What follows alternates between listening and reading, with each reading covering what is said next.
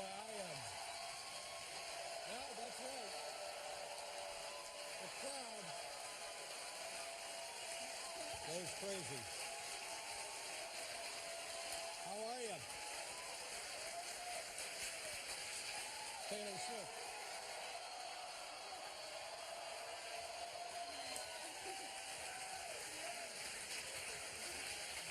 You know, okay, thank you.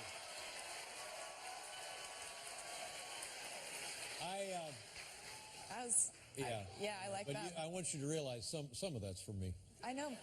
I was assuming that. Listen, you know, we were getting ready to talk to you this afternoon, and we put up the video, I think last time you were here, and you did one of those internet shows after the show. Yes, here. the internet shows. Yes. Oh, my God. And you're in a red dress? Yeah. Oh, it was just stunning. Thank you. Beautiful.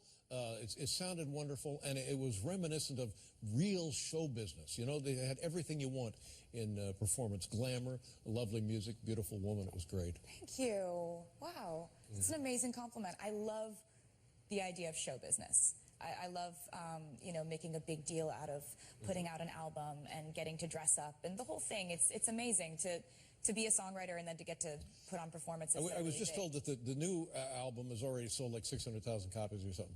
Yeah, in 24 hours. In 24 hours. Freaking out.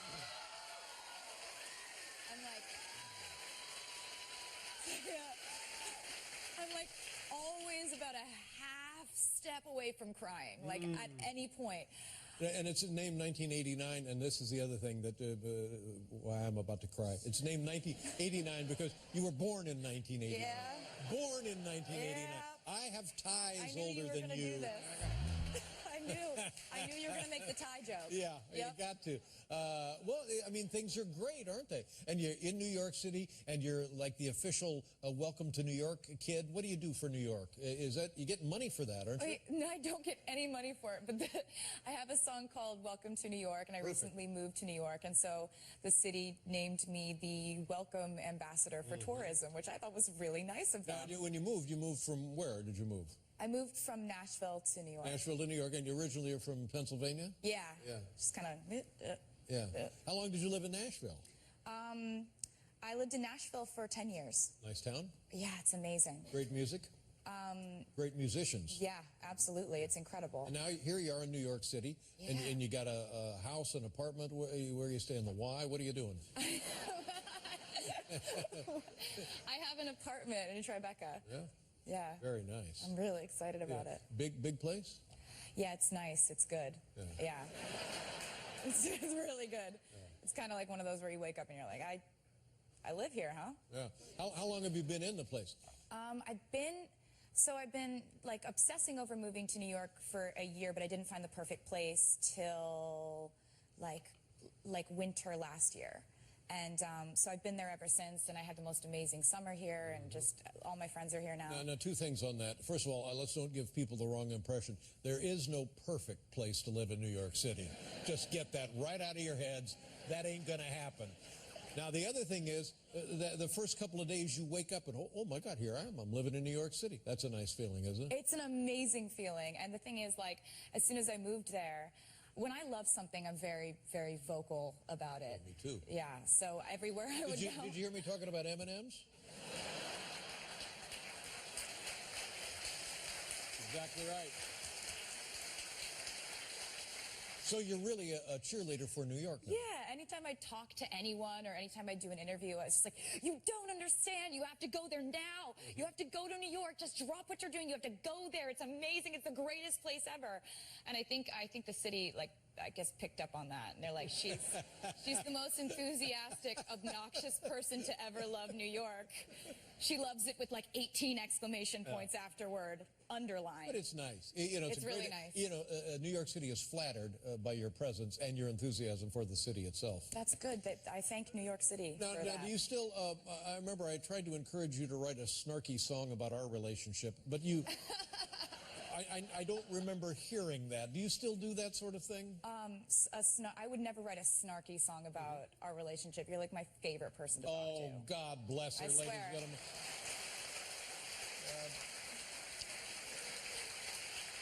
It's very sweet. I have this picture on my phone of us like pounding it, and it's like my favorite. It's saved to my phone, so you only have so much storage in your phone. I kind of feel like when you come by, it's just to drop in on the elderly, see how they are. So they can make jokes about how their ties are older than you. God.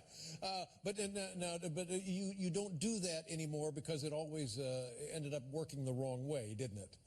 I don't write snarky songs about old boyfriends and stuff, lousy boyfriends. Well, I mean, I just haven't really had any lousy boyfriends in the last year and a half. Is it? It's been good. It's been good. I'm not. I've never dated guys. Yeah. But looking around, I would think it would be hard to find a decent guy because guys just generally are jerks. I'm just not really looking around for them, at them, shopping. I'm not doing any of that. So you know what? You and Lena Dunham are buddies now. We are. My friends How did that happen? Well, actually, Lena, I was watching Girls when it first came out about 2 years ago, and I just thought she's so empowering. This person writes, directs, stars in this incredible show. And so I did what you do when you are interested in someone. I Googled her and went to her Twitter, and the first thing I saw was her quoting my lyrics. And at first I thought,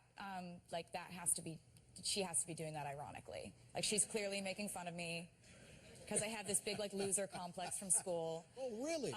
But it turned out she was following me, and it was completely unironic, and she actually liked my music.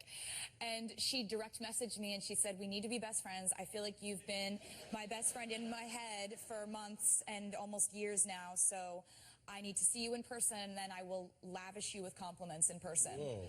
And she did do that. That's amazing. Yeah, so we've been best friends there ever must since. have been a connection there, the transcendent of show business, because that's a pretty immediate, pretty urgent request to be buddies. I think since we're both writers first, she writes her show and I write my music, and everything we do stems from that creative process. We have a lot to relate to each other on, and we're also both way enthusiastic about everything. Well, why not? Because if the world doesn't need a little enthusiasm, what does it need, for God's sake? You know what I mean? Exactly. Now, here's another thing I used to do as well. You invite your fans to your home. Did you really used to do that? Just trying to make myself seem better person. But how does that work? How do you get selected? Okay, so this was a thing that I thought of called the 1989 Secret Sessions. And what I decided was I want to play my entire new album for fans before it comes out, like months before it comes out. Listening party. It's a listening party. And so I decided just the most logical thing to do would just be to have them come over anywhere I had a house and just hang out in the living room and play them the album. And so what was the screening process?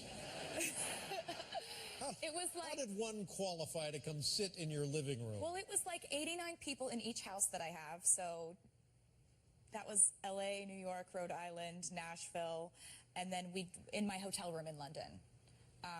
But yeah, the screening process was like a girl taking a selfie, and I can see she's got my poster in the background, and she writes me a cute comment on Instagram. Or, somebody saying, I've been to 5 shows, I've never met you before. None of these people who came to the Secret Sessions had ever met me. So I wanted to meet them in sort of a situation where they never felt rushed. They weren't waiting outside. Did they come? Pushed. Were they?